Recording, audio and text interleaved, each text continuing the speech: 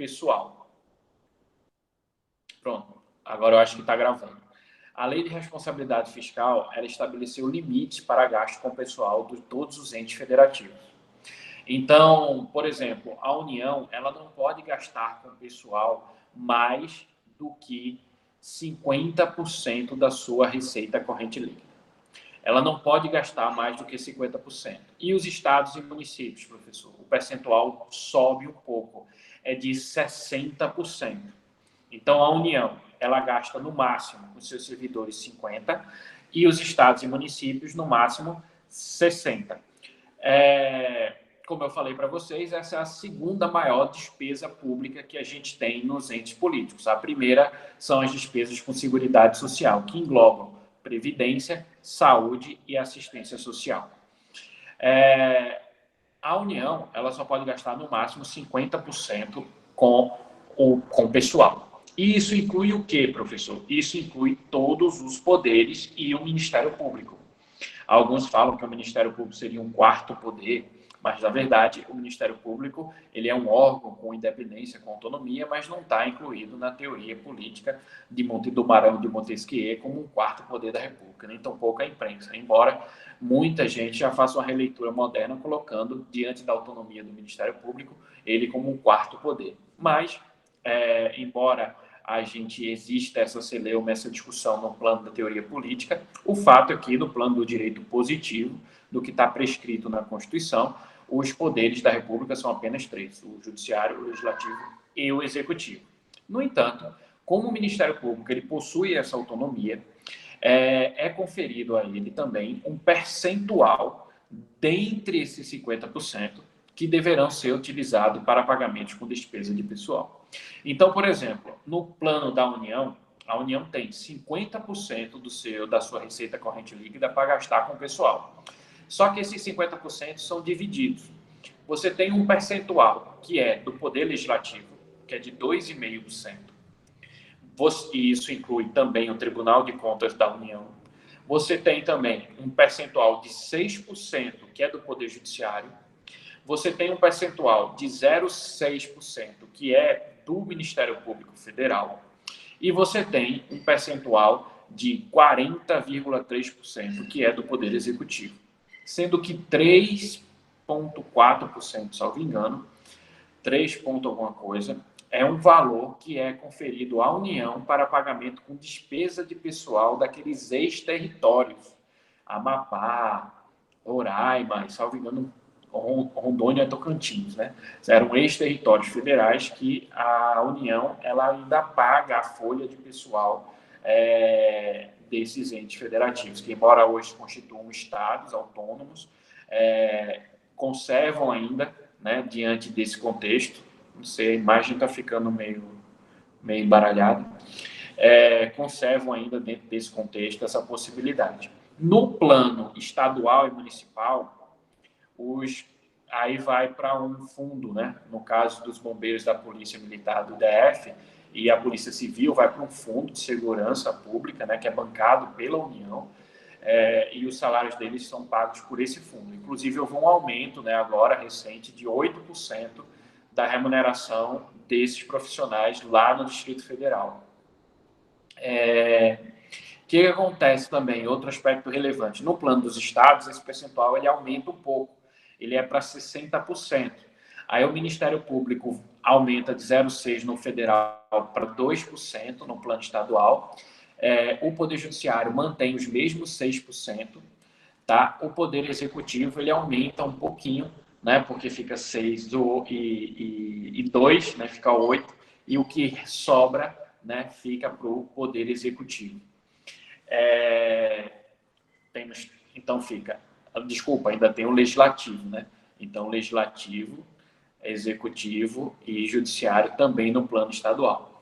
Professor, qual a efetividade disso? Por exemplo, eu lembro certa vez, né, que eu estou falando de limites de despesa com o pessoal, estou falando do orçamento e da despesa pública. Primeiro item, Seguridade Social, saúde, previdência e assistência. Segundo item, servidor público. Então, para vocês entenderem a importância disso e o contexto no qual isso está inserido. Eu eu cheguei a passar, né, num concurso público para técnico do Ministério Público do Estado de Pernambuco. Então, eu passei nesse concurso, salvo engano, foi o primeiro concurso que eu passei, mas eu acabei sendo nomeado muito depois. Quando eu passei nesse concurso, logo em seguida eu passei no Tribunal de Justiça e fui nomeado no Tribunal de Justiça. Quando eu já estava no Tribunal de Justiça, eu acabei sendo nomeado no Ministério Público de Pernambuco. Mas o Ministério Público de Pernambuco, cronologicamente, foi o primeiro concurso que eu passei. Eu ainda estava na faculdade, acho que eu estava no sexto, sétimo semestre. E por que eu passei e não fui nomeado de imediato?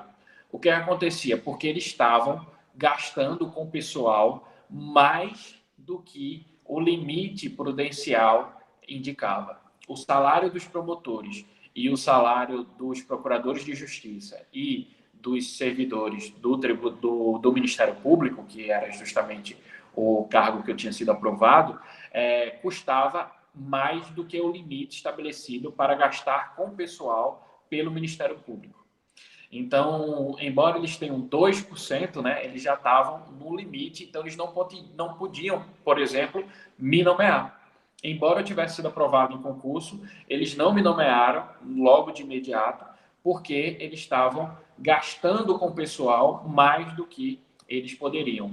De acordo com que limite, professor? O limite estabelecido pela Lei de Responsabilidade Fiscal. Então, quando você chega nesse limite, você não pode contratar pessoas, não pode fazer concurso público, não pode aumentar o salário, então você fica todo travado, né? Isso acontece no Ministério Público, isso acontece no Judiciário, que tem um percentual um pouco mais generoso, de 6%, e isso acontece no Poder Executivo. Logo em seguida também, eu já sofri com essa regra várias vezes, né? Eu acabei sendo nomeado no Ministério Público, mas não assumi porque eu já estava no Tribunal de Justiça. Logo em seguida, né, eu passei, assim, estava me formando no 9º, 10º período da faculdade, aí eu passei na Procuradoria da Fazenda, que é o cargo que eu ocupo hoje, e também na Procuradoria do Estado da Paraíba. Eu passei no concurso para Procurador do Estado da Paraíba. E aí, dentro das vagas, tudo certinho, só que também não fui nomeado. Por quê? Porque o Poder Executivo já tinha ultrapassado o que a gente chama de limite prudencial. Eles têm os 50% do Poder Executivo, eles podem gastar, o Estado, 60% da receita corrente líquida. Mas o Poder Executivo fica ali com algo em torno de 50%. E eles já tinham ultrapassado os dois limites, né, que alertam o Poder Executivo com relação ao gasto com folha de pessoal. Eles já tinham ultrapassado o limite de alerta, que é 90% do percentual que eles têm direito a gastar, e já tinham ultrapassado o limite prudencial, de 95%. Então, eles não iam nomear nenhum procurador do Estado da Paraíba. Alguns colegas até entraram com mandado de segurança, né, para poder garantir a nomeação. Como eu tinha sido nomeado na Procuradoria da Fazenda, eu resolvi não entrar com esse mandado de segurança. Aí depois, quando eu fui nomeado, eu já era procurador da Fazenda, também não quis assumir. Mas o que me impediu, né, naquele momento, de ser nomeado procurador do Estado da Paraíba foi justamente o gasto com o pessoal. Então, isso tem essa implicação, né, com relação à nomeação, com relação ao aumento de salário. Né? A minha esposa, ela é defensora pública, e a defensoria pública, ela hoje tem uma autonomia para enviar o orçamento, o projeto de lei, inclusive a questão da sua remuneração.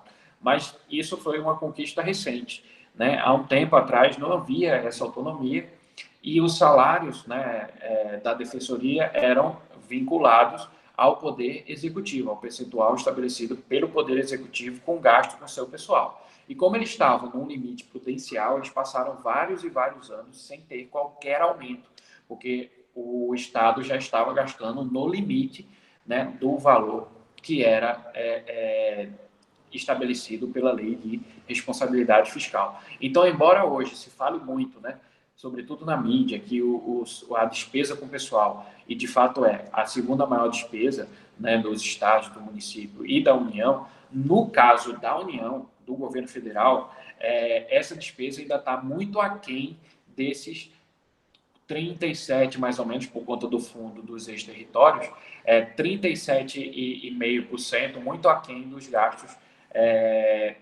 que a União poderia, né, eventualmente, despender com seus servidores. Hoje é algo em torno de 25%. Não que a União tenha que estender isso a 37,5%, porque seria o limite máximo. Não é isso. Mas normalmente se fala como se a União tivesse ultrapassado esse limite. A União não ultrapassou e alguns estados também não ultrapassaram, nem sequer o limite de alerta, que é os 90%. Agora existe, sim, pelo menos uma dúzia de estados, né? Nós temos 27, então isso é quase 50% dos estados, eles estão, sim, no limite com gasto com o pessoal, né? Então, isso considerando todos os servidores do Poder Legislativo, do Ministério Público, do Judiciário e do Executivo. Minas Gerais também, exatamente. Minas Gerais é um caso crítico, né? É um caso crítico. Inclusive, agora com essa crise, há uma tendência de Minas Gerais a atrasar os salários, né? E aí fica sem poder aumentar, tem que reduzir as despesas com cargo e comissão, não pode fazer concurso, não pode nomear pessoas, então fica tudo realmente, vamos dizer assim, acalacrado, sem poder realizar novas contratações. Isso tem tido, né, uma influência tremenda, se você vê dos últimos 4 anos para cá, que a gente começou a entrar numa crise econômica e meio que sair dela e não sair, voltar, e agora vem uma pandemia. E isso tem um impacto ferrenho na arrecadação dos governos, e isso naturalmente acaba tendo um impacto ferrenho nos concursos públicos. A gente sabe que o curso de Direito ele é um curso que ele promove e forma muitas pessoas para a burocracia do Estado, só que a burocracia do Estado ela não tem contratado pessoas porque justamente ela tem sofrido com receitas, né? A despesa ela tem se mantido, os aumentos não têm sido tão generosos e que têm sido feitos não têm sido tão generosos, e também por quê? Porque a receita não tem sido grande, então os concursos não têm sido realizados. Inclusive agora, né, foi aprovada uma lei no Congresso Nacional no contexto dessa pandemia, que alterou a lei de responsabilidade fiscal, que é a lei que eu estou tratando com vocês aqui sobre o ponto de vista do aspecto da despesa com o pessoal, em que se fixou, né, que nos próximos 18 meses, além de não ter nenhum aumento, também não vai ter nenhum concurso, salvo a reposição de pessoal em razão de vacâncias, né, como, por exemplo, exonerações e aposentadoria. Então, só realmente em casos de vacância e aposentadoria é que pode haver concurso público em todas as esferas.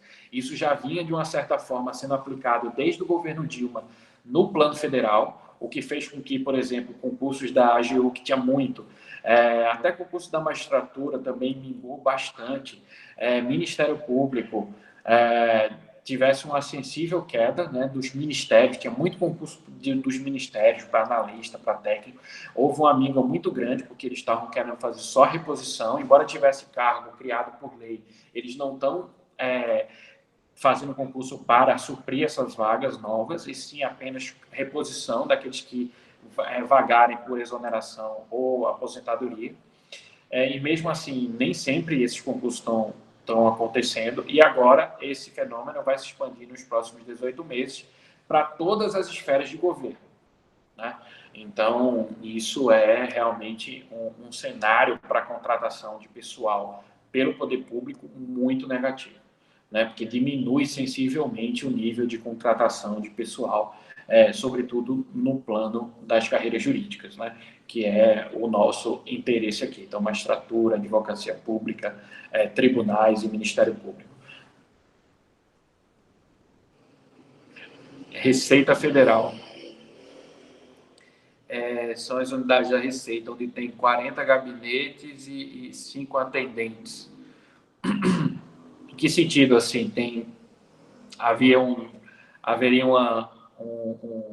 distúrbio, alguma coisa, no sentido de estarem necessita de abertura de concurso? Entendi. É verdade, né? A Receita, Polícia Federal, normalmente são órgãos que precisam de muito pessoal. Vocês terem noção, acho que a Receita ela tem só entre auditores e analista algo em torno de 30 mil pessoas, 30 e poucas mil pessoas. Então, muita gente, né? E muita gente aposenta, enfim. E você precisa mesmo. Embora a tecnologia tenha trazido um ganho de produtividade tremendo, né? A gente ainda vê que a necessidade pessoal ela é essencial. faz tempo que estão prometendo, mas é diante desse contexto, né? Em que realmente do plano federal estão segurando mesmo a abertura de concurso.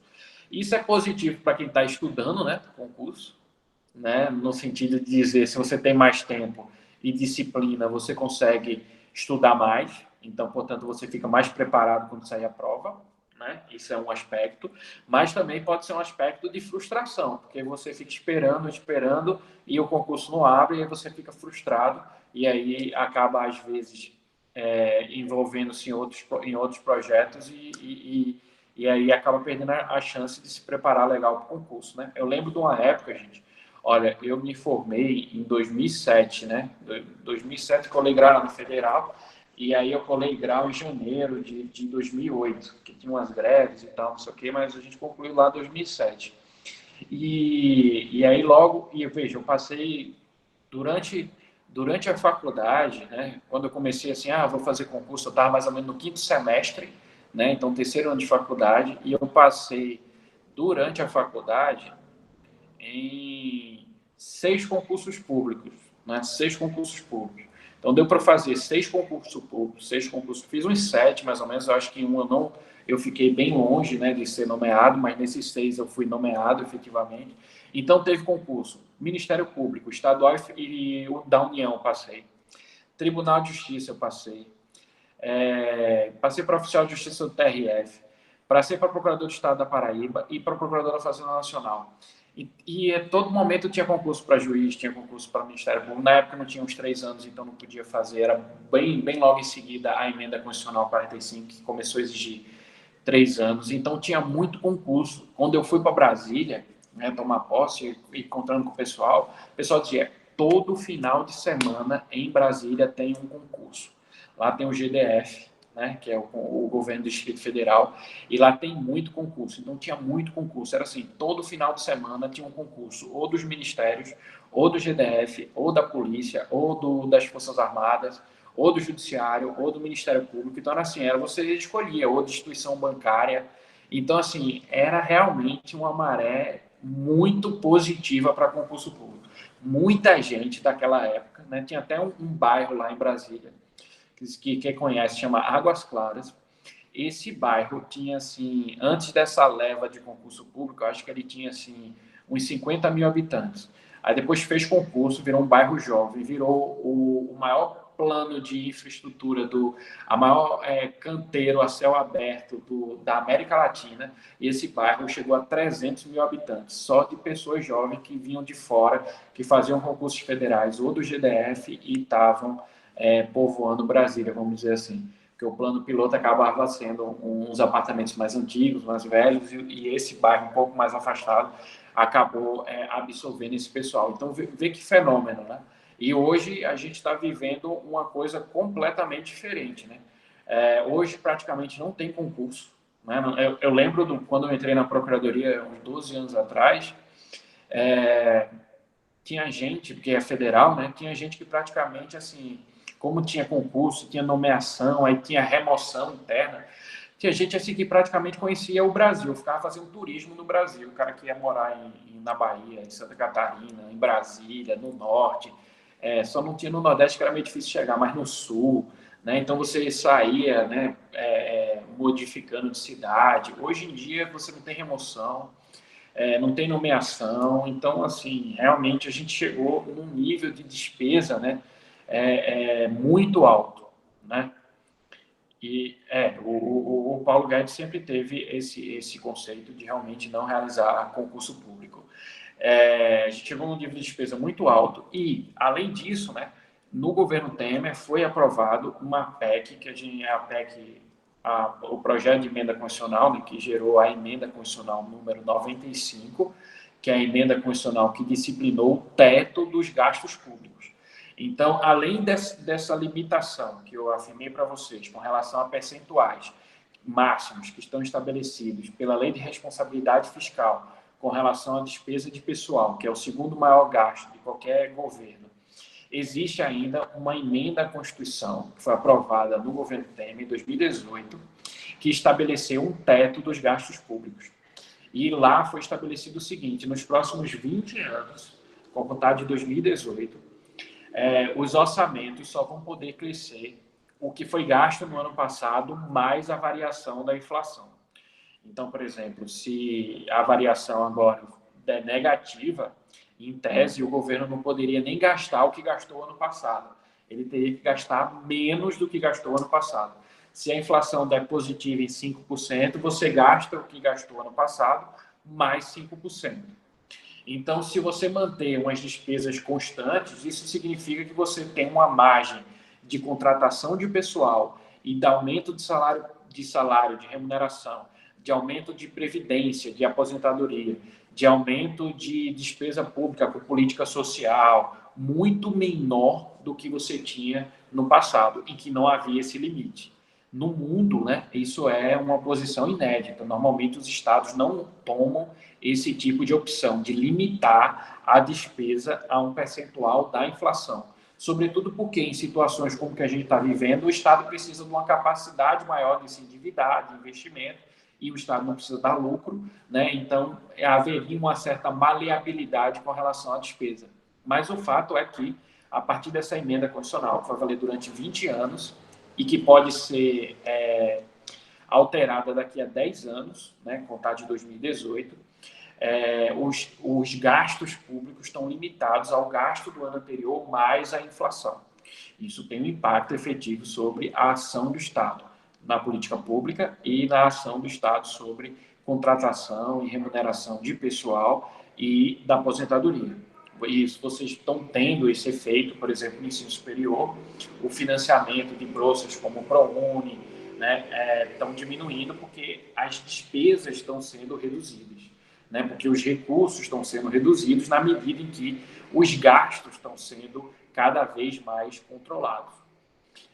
Isso é positivo, de um modo geral, mas a gente não pode negar que existe um impacto sobre o pessoal e sobre as políticas públicas, que é uma questão que a gente enxerga, né, a olho nu de maneira bem simples.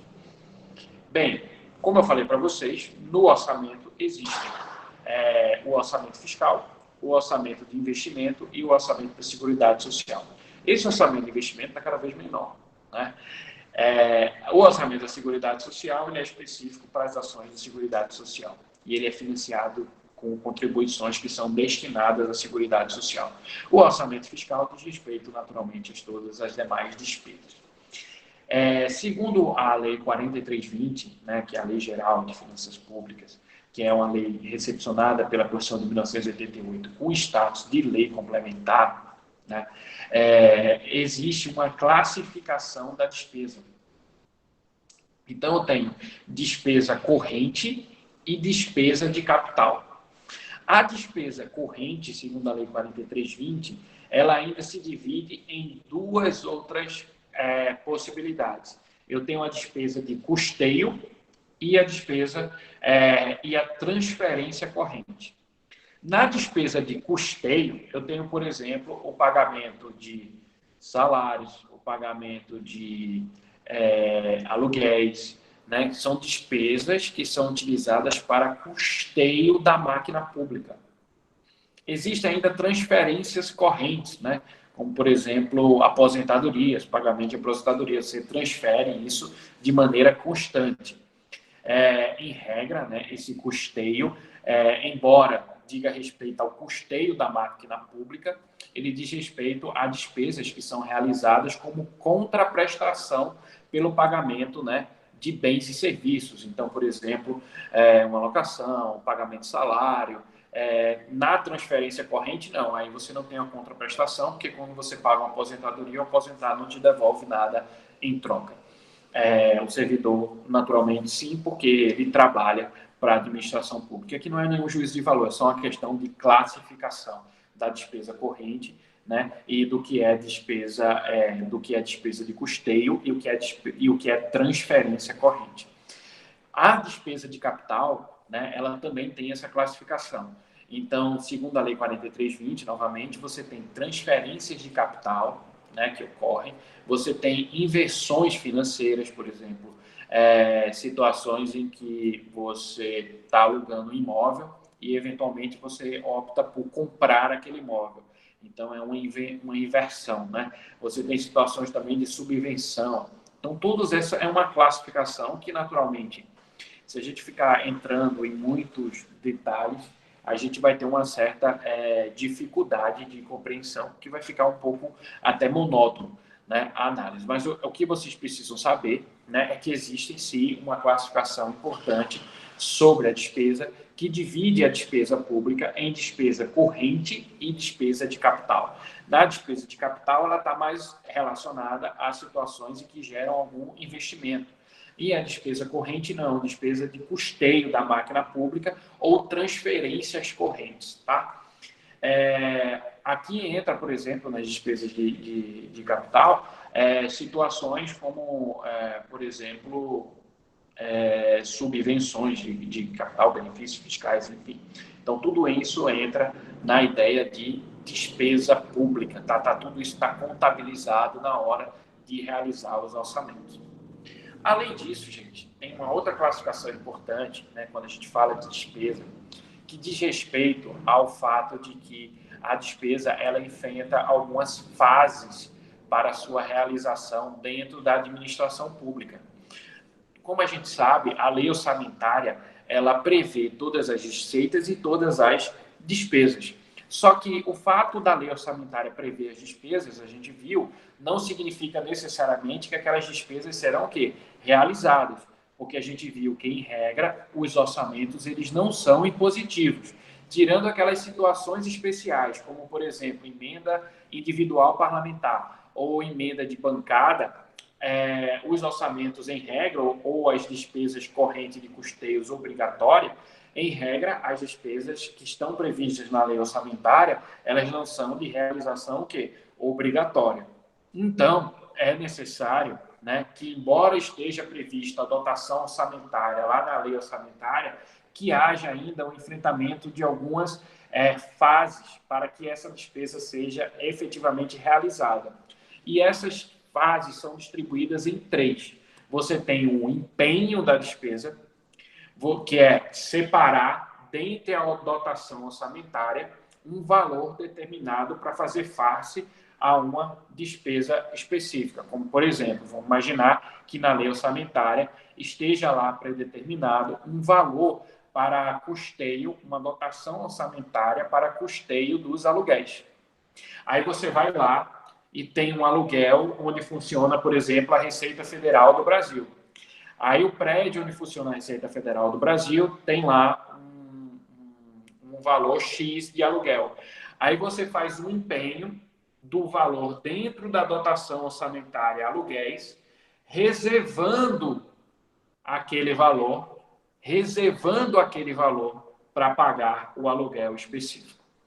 O fato de você empenhar não significa que vai haver o pagamento. Porque, ao você reservar aquele valor, você está dizendo para a administração pública que aquele valor vai ser utilizado necessariamente para o pagamento daquela despesa.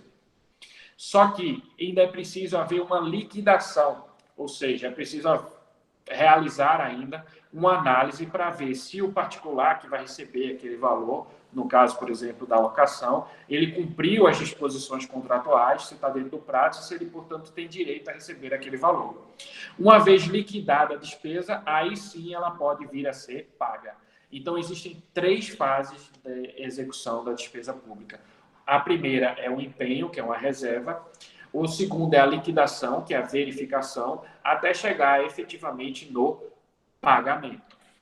Pode ocorrer da despesa pública ser empenhada, liquidada, porém não paga.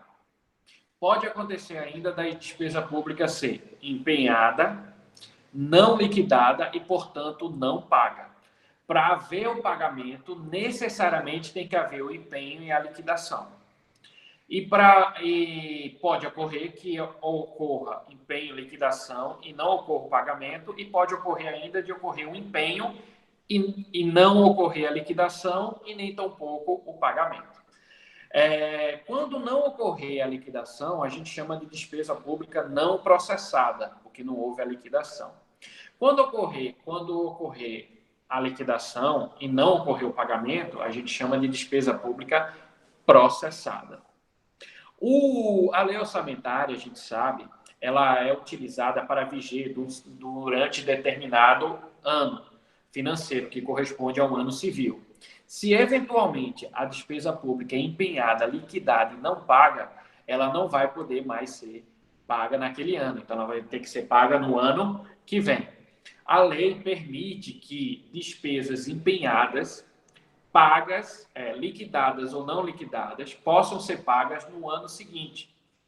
Porque vige, né, em termos de orçamento, a ideia de regime de competência. Então, a despesa ela considera aquele ano que ela entrou no orçamento. Ela pode ser paga no ano seguinte, professor? Pode ser paga no ano seguinte. Se ela não for paga no ano seguinte, ela entra numa nomenclatura, numa rubrica, né, que vocês conhecem muito, chama restos a pagar.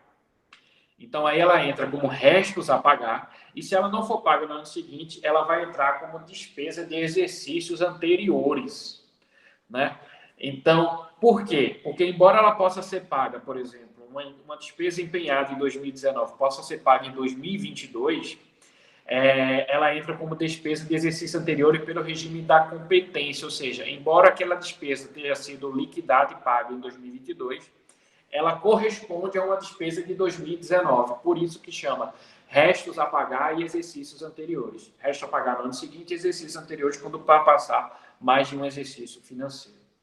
Para exemplificar, né, uma situação que acontece muito em promoção de servidor público, né? Como eu falei para vocês, eu sou servidor público e hoje eu estou no último nível da Procuradoria da Fazenda, que existem 3 categorias, né? Você tem a segunda categoria, a primeira categoria e a categoria especial. Cada vez que você é promovido, normalmente você é promovido com certo atraso, ou por antiguidade ou por merecimento. Quando você é promovido com um certo atraso, eles te pagam retroativamente a diferença salarial que você teria direito se você tivesse sido promovido na época correta.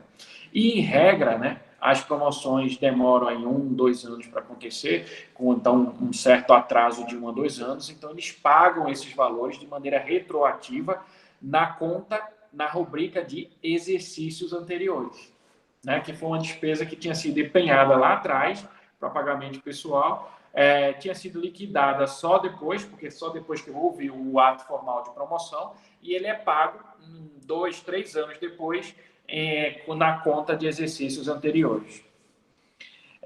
Pergunta aqui do Edenê, né? Deiner. Professor, na empresa que eu trabalho, o Estado do Amapá está devendo um valor já faz 3 anos. Pela lei, eles têm que pagar antes do final deste ano, se tiver eleições. Se não pode ensejar improbidade administrativa, depende da circunstância concreta, tá? A gente precisa ver qual que é a situação. Houve, né, aí eu te perguntaria, houve, muito provavelmente, empenho. Eu quero saber, houve liquidação? Né? É preciso que você... Houve liquidação. Então, é uma despesa o quê? Processada. Ela já deve estar, considerando que faz 3 anos, na conta de exercícios anteriores. Então, você tem direito subjetivo a receber esse pagamento. Se, eventualmente, não está havendo pagamento administrativo, você pode entrar com ação judicial para cobrar. A questão é que, se você entra com ação judicial para realizar essa cobrança, a eventual procedência dessa ação vai gerar um pagamento inscrito no regime de precatório, que eu quero fazer uma aula específica só de precatório. E aí, naturalmente, o pagamento precatório pode atrasar ainda mais. Mas aí não depender da circunstância, porque para caracterizar uma improbidade administrativa, né, agora existe uma prescrição, né, para cobrança. Então, você espera até dentro do prazo de prescrição, se não deixa prescrever, e daí, se não houver o pagamento, aí você cobra judicialmente. Mas para haver a caracterização da improbidade administrativa, né, tem que comprovar dolo, culpa naqueles casos. Então, tem que analisar pessoal a conduta do governador, no caso, do ordenador de despesa. Então, não é simples assim de caracterizar esse tipo de situação apenas pelo simples não pagamento de uma despesa. Até porque, se você for olhar, hoje, no plano federal, a gente tem quase meio orçamento de restos a pagar. né? Então, não é algo exclusivo do estado do Amapá. Então, se você colocar restos a pagar e exercícios anteriores, você tem praticamente, no plano federal, mais ou menos meio orçamento. Isso, e a gente está falando de quase R$ 1 trilhão. Então, é bastante pessoas que realmente, bastante gente e empresas que não receberam o devido pagamento. Nesse seu caso aí, como já houve liquidação, né, aí é só uma questão de pagamento mesmo, mas há muitos casos em que não há nem liquidação. E aí há uma dificuldade adicional. A prefeitura de Pojuca está devendo 2 anos e nada também, E Pojuca é minha terra, né? Lá em Porto de Galinhas, Muro Alto, lá em Pernambuco. Na mesma situação, acontece bastante isso, é comum. Agora tem que ver se é processado ou não processado, e aí eles têm que pagar. Né? O complicado é que, às vezes, isso acaba saindo, esses pagamentos só acabam saindo com um certo compadrio político, né? O que é um equívoco, mas a gente sabe que isso acaba se confirmando na realidade. Né? Mas tem que analisar direitinho para ver qual que é a posição. Tá?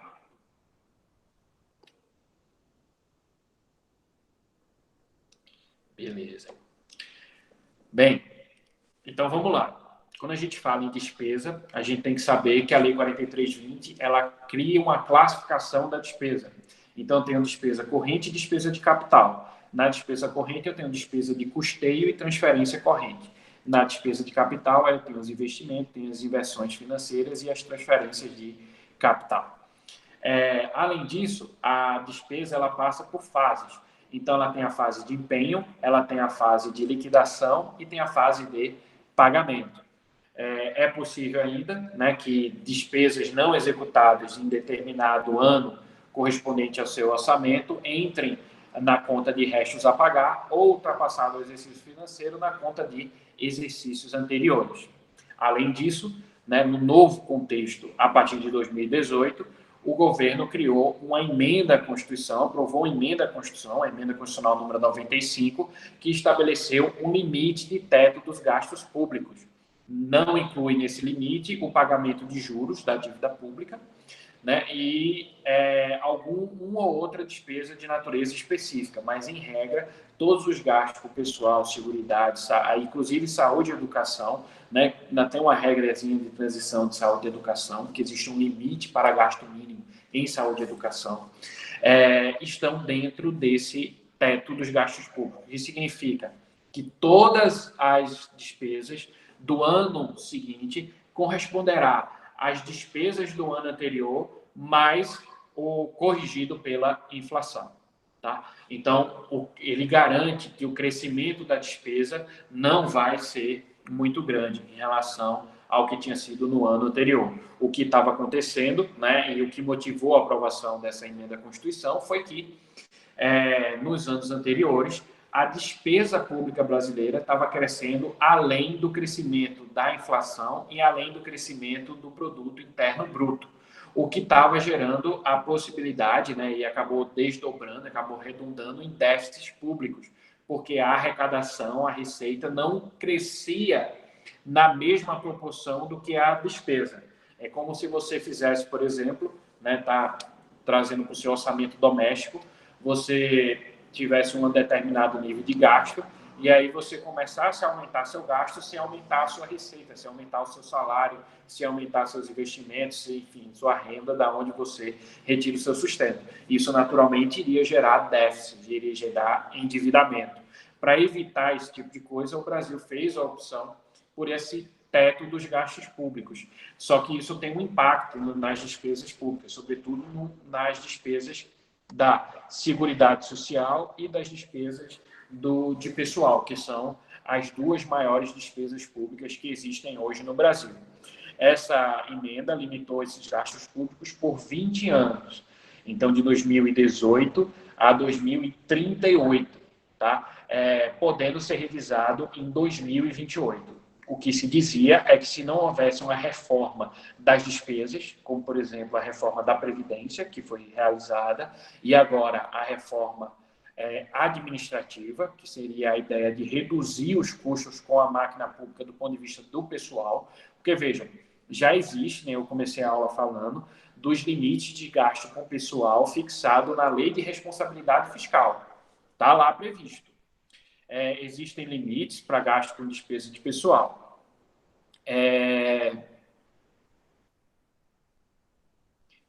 Tá, já falo, Gabriel. Existe um limite com relação a despesas com gasto pessoal fixado na Lei de Responsabilidade Fiscal.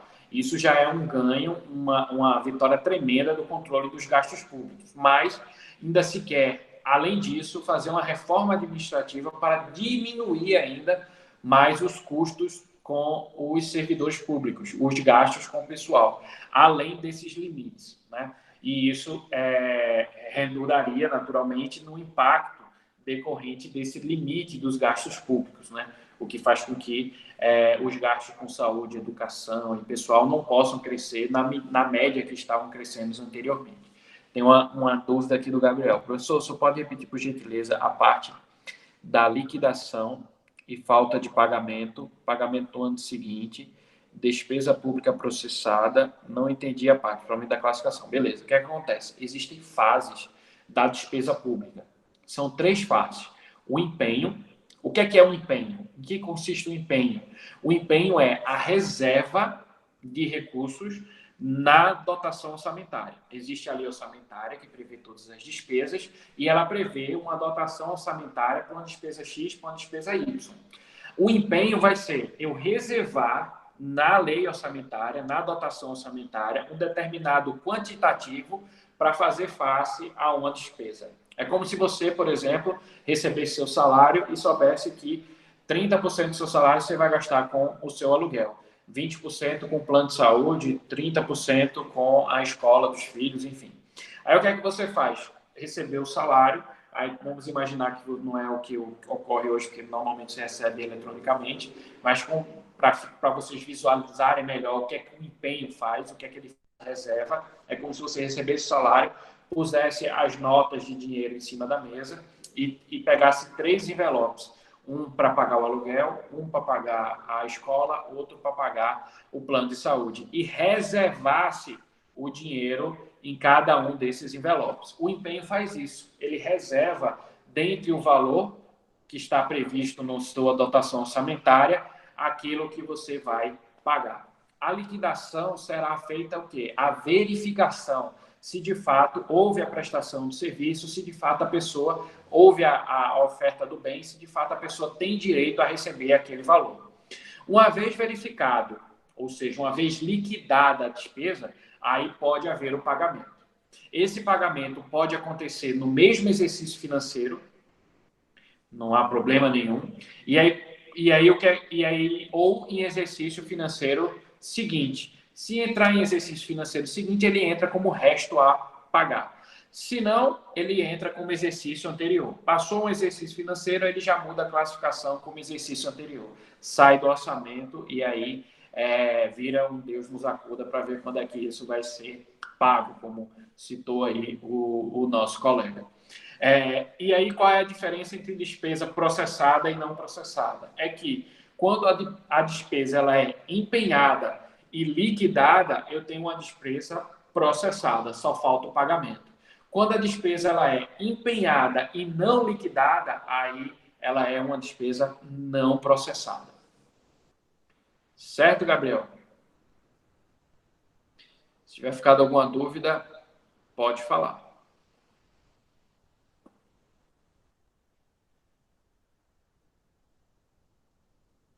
Beleza? Então, como eu falei para vocês, existe uma classificação da despesa que está na Lei 4320, entre despesa corrente e despesa de capital. Existem fases da liquidação da despesa, né, que é o empenho, a liquidação e o pagamento. Existe um teto de gastos públicos que foi aprovado recentemente pela Emenda Constitucional número 95. Né? Depois, quem quiser aprofundar, dá uma lidinha nos dispositivos da redação da Emenda Constitucional número 95, e existe ainda um limite de gastos públicos estabelecido pela Lei de Responsabilidade Fiscal, que diz respeito ao gasto com pessoal. No plano federal é de 50% da receita corrente líquida e no plano estadual e municipal é de até 60% da receita corrente líquida. Todo esse controle do gasto público decorrente da Lei de Responsabilidade Fiscal e da PEC e da Emenda Constitucional número 95, que estabeleceu um teto de gastos públicos, tem influenciado sobre a despesa pública, que naturalmente subsidia a execução de políticas públicas, de contratação de pessoal, de aumento de remuneração, de fortalecimento da política de seguridade social, que envolve saúde, que envolve assistência social e que envolve aposentadorias. Se você for olhar num gráfico matemático, você vai ver que nos últimos anos, a partir da Lei de Responsabilidade Fiscal, houve um decréscimo real da remuneração dos servidores públicos, né? Houve um decréscimo da contratação, né? E houve um decréscimo das aposentadorias. Tudo isso resultou num limite, né? Numa limitação dos gastos públicos. Muito provavelmente, a partir da Emenda Constitucional número 95, a gente vai também assistir a um decréscimo da despesa com relação a gastos com educação e gastos com saúde. A gente já viu, né, políticas públicas relacionadas à saúde e à educação que estão tendo um certo decréscimo de orçamento. Veja, isso significa que vai haver menos dinheiro para gastar. Portanto, há um controle maior da despesa. Isso não significa que a política pública vai ter um decréscimo proporcional. Por quê? Existe uma teoria em gestão pública, em administração, que nem sempre, para se você realizar melhor uma política pública ou realizar melhor uma ação, você precisa de mais dinheiro. Você pode fazer mais coisa com mais eficiência. Eu falei para vocês, né, da contratação de cargos públicos, e como nos últimos 10 anos, já faz mais de uma década que eu sou servidor público, já faz 13 anos, 14 anos que eu sou servidor público, né, eu comecei no Tribunal de Justiça, e o que eu tenho assistido é que a administração pública ela tem aumentado a sua eficiência.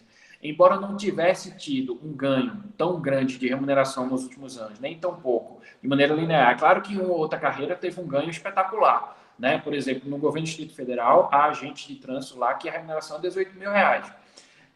Naturalmente, eu não sei se alguém é agente de trânsito, mas eu acho uma remuneração destoante do mercado de trabalho. É claro que existe uma ou outra categoria nesse padrão. Existem categorias que ganham acima do teto, enfim. Mas, de um modo geral, eu estou falando na generalidade, eu não estou aqui estudando o caso de um juiz que ganha acima do teto, ou eu estou falando da administração pública como um todo, do pessoal como um todo. Os gastos do pessoal com relação ao PIB diminuíram. Desde o governo Dilma para cá, proporcionalmente, é um cálculo da FGV, diminuíram. O gasto, a pressão da aposentadoria em relação ao PIB também diminuiu. Com a reforma da Previdência, isso também tende a diminuir, porque as pessoas vão aposentar mais tarde. Hoje existe um limite de idade que já existia no público e agora existe no privado. Então, está tudo sendo feito a partir de um controle da despesa pública. Isso tem um impacto na política pública? Tem um impacto. Mas esse impacto ele é decisivo para a melhora ou piora da política pública? Não é decisivo. Por quê? Tem acontecido um ganho de produtividade na administração pública e tem acontecido também um ganho dos gastos na política pública. Porque à medida que você tem menos dinheiro para gastar, esse gasto tem sido mais eficiente. Agora, é claro, isso é uma regra e é generalizado, professor? Não. A gente vê situações, até numa pandemia, tem gente superfaturando respirador, mas, de um modo geral, nas condições normais de temperatura e pressão, isso tende a pressionar o gestor público a se profissionalizar e a gastar com mais eficiência, porque, em regra, os gastos da administração pública são um pouco superiores ao que se paga no mercado. Então, em regra, uma alocação para o poder público é 20%, 30% maior. Um bem que se compra no poder público é 20%, 30%, às vezes 50% maior do que se encontra no mercado. Então, tem que se criado mecanismos para melhorar essa relação. E o fato de você ter menos dinheiro e precisar fazer mais, naturalmente, isso pressiona para que tenhamos ganhos de eficiência. Né? É claro que eu falo, Tiago, mas essa prática é global, por sua peculiaridade brasileira. Olha, alguns países eles têm feito isso. Agora, não dá para dizer, eu não sou um estudioso aprofundado da realidade de todo o mundo. Assim, a gente teria que pesquisar um pouco em dados da OCDE, teria que pesquisar um pouco em dados da ONU para poder afirmar isso com clareza, né? Em relação ao preço. Sim, em relação ao preço, algumas sociedades isso também acontece. Agora, também, da mesma forma, a gente teria que ter um estudo mais acurado. Eu não tenho essa informação segura, então não posso ser leviano aqui e dizer que isso acontece em todo mundo, né? Mas aqui no Brasil, isso com certeza acontece, né? Eu já trabalhei especificamente, embora hoje eu me dedique mais à área tributária na Procuradoria, eu passei um bom tempo na área consultiva administrativa de licitações e a gente percebia isso diuturnamente, participei de vários estudos, vários grupos de trabalho em que isso era abordado. E a gente criou vários mecanismos para poder conseguir minorar esse tipo de coisa, né? Vocês já viram em direito administrativo, mas tem ata de registro de preço, o pregão, esse tipo de instrumento ele tem facilitado, né, a que os preços sejam um pouco próximos aos preços de mercado, mas ainda existe muita carteirização nas licitações, isso eleva o preço, né? Ainda existe muita fraude na licitação, existe corrupção, então isso acaba, de um certo modo, influenciando nos gastos públicos. Mas, de um modo geral, né, a gente tem assistido, sim, uma profissionalização. Até a própria transparência e controle do Ministério Público e do TCU e dos tribunais de contas, eles têm ajudado a isso. Agora, é claro, isso é generalizado. Você vê, no Rio de Janeiro, tinham 7 conselheiros, né, do Tribunal de Contas, prenderam 6. Né? Então, veja, havia um conluio, as estruturas do Estado estavam todas dominadas, era era Tribunal de Contas, o chefe do Ministério Público foi preso na Operação Lava Jato, o governador do Estado foi preso, o presidente da Assembleia Legislativa foi preso, e não prenderam ainda ninguém do Poder Judiciário, ou seja, quase todos os poderes e os órgãos de controle estavam dominados ali numa associação criminosa e numa organização criminosa. Aí fica difícil, né, numa situação dessa, você ter realmente eficiência do gasto público. Mas, de um modo geral, né, isso tem crescido no Brasil e tem se profissionalizado a gestão do Brasil. Eu falo, por exemplo, por experiência própria na própria Procuradoria. Eu fiz um curso, né, de especialização em gestão pública, um MBA em gestão pública pela Fundação Getúlio Vargas, de 2 anos. Né? Na época eu era chefe da Procuradoria e a gente treinou todos os chefes da Procuradoria, com mais de 200 procuradores e servidores, profissionalizando a gestão pública, o que é muito importante, porque às vezes você assume um cargo jurídico, técnico, em que você tem competência técnica para ser advogado, mas você tem dificuldade na gestão. Eu vi isso acontecer nos tribunais de justiça, né? O Tribunal de Justiça de Pernambuco lá, o presidente do Tribunal de Justiça era um completo analfabeto em termos de administração pública, em termos de gestão de recursos humanos, de recursos financeiros e tal. Então, isso refletia na forma como ele geria o recurso, na forma como ele motivava o pessoal, na forma como ele geria as ações que deveriam ser realizadas. E a gente fez esse curso, né? A Procuradoria fez, Polícia Federal fez, Tribunal de Contas fez, vários tribunais de justiça estaduais fizeram. Então, isso naturalmente tende a refletir em pontos positivos. Né? Tivemos a Lei de Acesso aos Dados, né? Que é muito importante também. Isso traz mais transparência aos gastos públicos. Tivemos, em decorrência disso, a questão também recente, né, que foi muito utilizada na Lava Jato, que é os acordos de leniência, né? Então, várias empresas confessaram cartéis e tudo mais. Então, de um modo geral, né, se a gente for olhar sem aquele apego específico à realidade, ao momento específico, aquela frustração e aquele pessimismo que não são característicos do brasileiro, né, resultante até daquele complexo de vira-lata, né, olhando de maneira global e considerando todo o período, talvez desde da Constituição de 1988, a gente tem melhorado bastante. Você vê a própria lei de improbidade administrativa que foi citada aqui, foi uma lei aprovada no governo Collor, que foi um presidente que foi empichado e depois respondeu a uma ação penal do Supremo. Então, todos os governos, de certa forma, acabam contribuindo, né, positivamente para esse aumento da profissionalização do serviço público, para aumento da eficiência dos gastos públicos.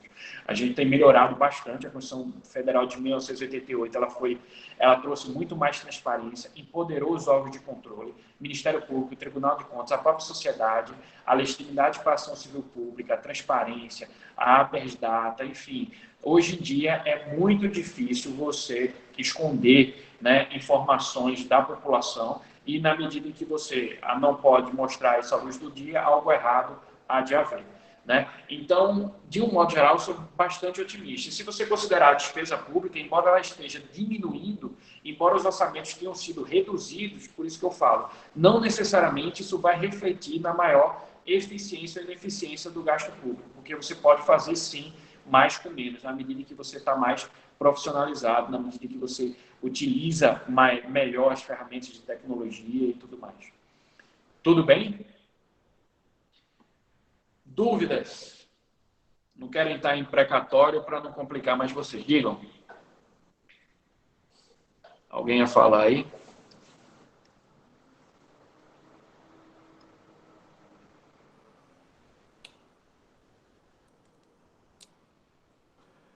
Beleza?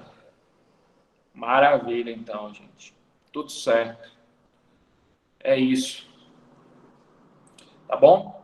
Então, era esse o recado que eu queria dar hoje. Na aula que vem, a gente estuda só precatório, tá? Depois a gente fala de receita e crédito público e aí fecha essa parte de direito financeiro. Na prova, além dessa parte, cai a parte relacionada à sujeição passiva, tem aula lá no canal, né? E responsabilidade tributária. Beleza? É isso aí, pessoal. Valeu, hein? Até semana que vem. Bom final de semana para vocês. Tá? Bom restinho de noite de quinta-feira. Né? Aproveita a semana e os estudos. Qualquer dúvida, estamos aí à disposição. Grande abraço. Tchau.